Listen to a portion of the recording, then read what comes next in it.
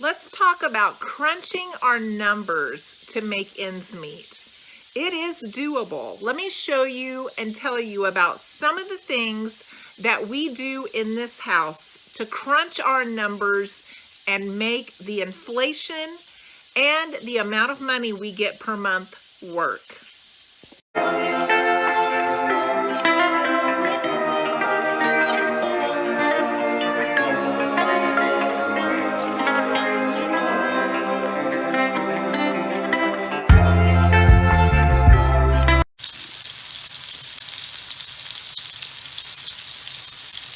So when we're crunching the numbers, we have to think about different things that save us money. But we don't want to do without or have less than what we're used to. But it's still doable, guys. This is 3 pork steaks. I can actually get these for cheaper than a pound of hamburger for my husband and I for supper. I paid $2.43 for 3 of these. And I have switched to things like this to be able to save us money around the house. I have found that if I budget and then I crunch the numbers and I do the math and I figure out places that I can cut back, then I don't have to live in fear. I don't have to worry about paying my bills or making ends meet, because I know that I can do it. I can find all of these little tips and tricks and things around the house to be able to cut back on money. And hamburger is something right now to me that's just not affordable. So I have stopped buying hamburger and we don't really miss it. I look at those prices and I think, oh, I can live without that. Some of the things that we've gone back to doing, and these are things that I did when I was growing up, and we ate in ways growing up that we don't necessarily eat now. For instance, we ate celery and peanut butter growing up. That was a great snack. It was filling, it was sweet, it was satisfying. It had the crunch that you sometimes desire. We didn't grow up with potato chips, but we grew up with celery. And I think so many kids nowadays don't grow up with celery. We had a picnic just the other weekend and I made some of that. And my older brother dug right in and my grandchild said, oh, I don't eat celery. So see, a lot of these things are being lost along the way, and these are cheap filling substitutes. When we fill up with those things like chips, we're still not going to be satisfied. We're still going to be hungry, and we're still going to have that craving because we didn't get our bellies full, just plain and simple. And when we grew up, we ate a lot of things that filled our bellies. So there wasn't that temptation to feel like we needed to snack on things and look for things to eat all the time. Now, when my husband and I vacation, and sometimes even on the weekends, we will just eat 2 meals a day. In theory, a lot of people eat more than they probably should, and we've been guilty of that as well. We don't burn as much energy as we probably should to eat 3 meals a day. So if we eat a mid-morning larger meal and an evening larger meal, and then we maybe get a snack if we need something during the day, we can make it through vacations, we can make it through the weekends on just 2 meals a day. And what I do during the week is I will drink coffee for breakfast, and I don't eat anything at all. I just drink coffee. And then for lunch, I'll have something small, and then I'll have a reasonable supper. And that's how I've been cutting expenses during the day. We have both cut back a lot on what we eat, and that has saved us money. That saves us money on groceries. Groceries will really suck your budget, and it will make it very tough to keep enough food in the house if we are just eating when we feel like it, or when we want to, or when it looks good, smells good, it's there. And so cutting back will make a huge difference, and I don't think it would hurt a whole lot of us to cut back a little bit. When I grew up, we also had carrots as a snack. We didn't have anything to dip it in. We just had plain carrots.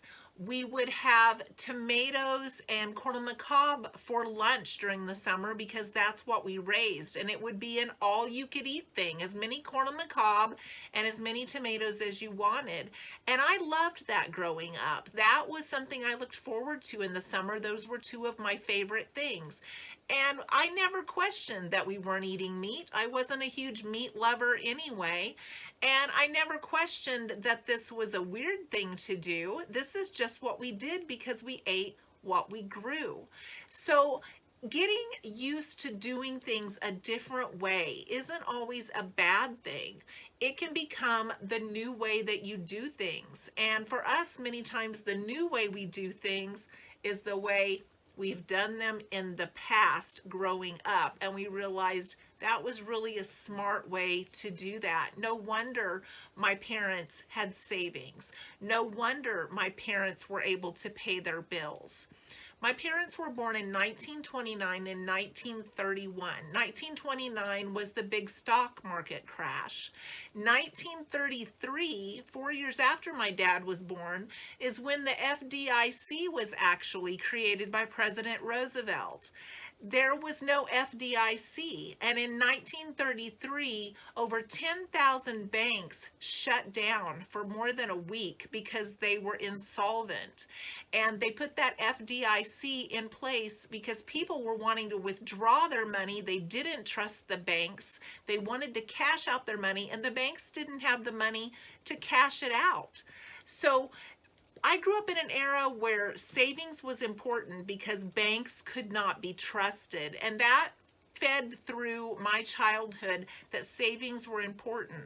I grew up saving birthday money, saving Christmas money, going to the savings and loan, taking my little passbook, putting my money in the bank, having them handwrite your totals on there because there was no online banking. And then I got to pick a lollipop from the tree that they had in the lobby. And that was to encourage us smaller children to save our money. And I have very fond memories of taking in my passbook. I couldn't wait to take in my next deposit and pick a lollipop from that tree. Things have really changed, haven't they, since I was a child? Savings is not as stressed, not with adults or with children. And it's such a fundamental part of us being able to be self-sufficient in our adult lives and be able to care for our families. I recently became consumer debt-free. All of my medical is paid. All of my consumer debt is paid. Dave Ramsey will talk about a debt-free scream that people do. If you look that up online, you can see people screaming when they're debt-free. Mine was more of a debt-free sigh. It was a sigh of relief. It was almost like I couldn't believe I was there, even though I've been so close to getting there and I saw the finish line and I knew this was going to happen. It was almost like I was still in disbelief. And maybe over the next few months, I will have it sink in a little bit more that I am debt-free, because I have been taking every spare bit of money I have and throwing it at my debt. If I have $6 that I make off of selling something, I immediately pay that $6 towards my debt. I set up my credit card where my phone bill, my internet, my medicine, everything went towards my credit card, and then I would get cash back and pay it in full, and that would be like extra money every single month off of my debt. I use little tips and tricks like that to throw everything I had at my debt. And now that it has happened, I'm sitting here thinking, what's next? What do I do next? Because so much of our life we spend striving to pay those bills, striving to get our debt down, striving to get to a point where we don't have to work as much. And now I'm there and I'm thinking, what happens next? Can I retire before I'm 62? That's been my goal all along. So again, I'm crunching the numbers. What is the bare minimum I can live on and still do the things I want to do and still not worry about money? What is my bare bones budget?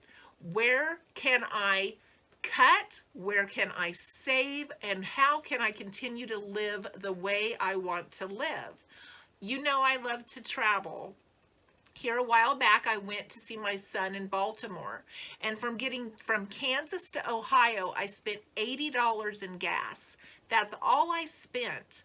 But I watched a video the other day of some Canadians that were coming down to Arizona to snowbird, and they said in their budget they had $6,100 budgeted to stay in hotels for that trip.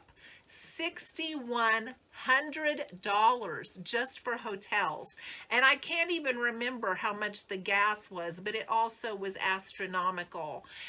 And I thought, oh my gosh, I can't even imagine spending $6,100 on hotels. I live more frugal than that. I can make my money stretch. I can still do things that I want to do, and I know I won't spend anywhere near that kind of money, and I can still do that. I know how to travel frugally and still see the things I want to see and do the things I want to do. So that gave me more confidence when I saw that video. Many people might have been discouraged and said, oh my gosh, I'll never be able to afford to travel. But I saw that video and it gave me confidence because I know how to spend way less money than that and be able to still do the things I want to do.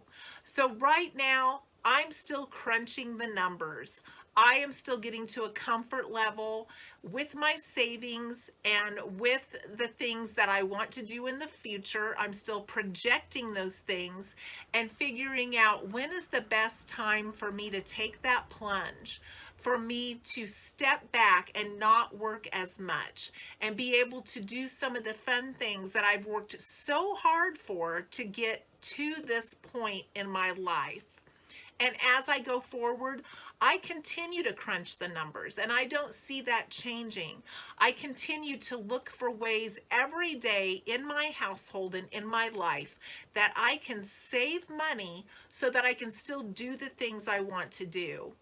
As I showed you in the beginning, switching to pork steak is probably a step up in many people's minds than eating hamburger. And yet I'm saving at least $4 a pound by doing that.